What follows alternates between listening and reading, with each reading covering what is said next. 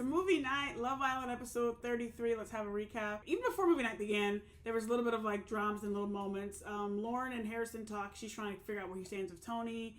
And he's like, kind of like, oh, you know, don't worry about things, yada yada. Shakira's talking to him, like, leave him alone. Leave Tony alone, because, like, you know, the things you're doing.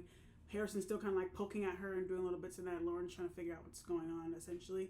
Dejan is chatting to Helena and Harry, mostly Helena, about Meg's situation. Him and Helena are they're cracking up about the situation. I try to close things off with her, and she doesn't want to do it anymore. All these things, and I'm like, Helena, how are you laughing with your bestie's man, laughing about the situation, saying you can't win with her? Ooh, what kind of friend is that? That's gonna come up later. And Dejan is doing the whole, he's playing a game. He's doing a whole textbook thing. He was laying outside. He eventually closed things off with Meg, read her this little speech. I'm like, you're a Love Island student. And movie night comes, and it's good. And they don't ask the questions anymore, like the stupid question they asked for. They just play the movies. Very good. Everyone had names and things like that at the movies. First movie was on Harry, and basically him just moving mad with Helena, and basically like with Rio and Casamore and all these other things he was doing.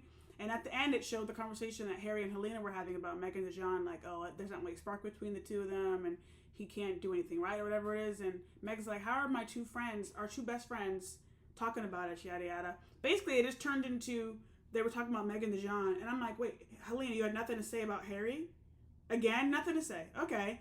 And then it goes Tony's clips, and Tony's clips are all just like her just being the bad bee that she is, and also her like kind of cheering up in the terrace a little bit about Harrison, and there was a little bit of back and forth between, again, the Tony, Harrison, Lauren, and some of the girls as well, talking about Tony's side of it, like, you just completely shut off, like there's been anything there, and like you're acting like whatever.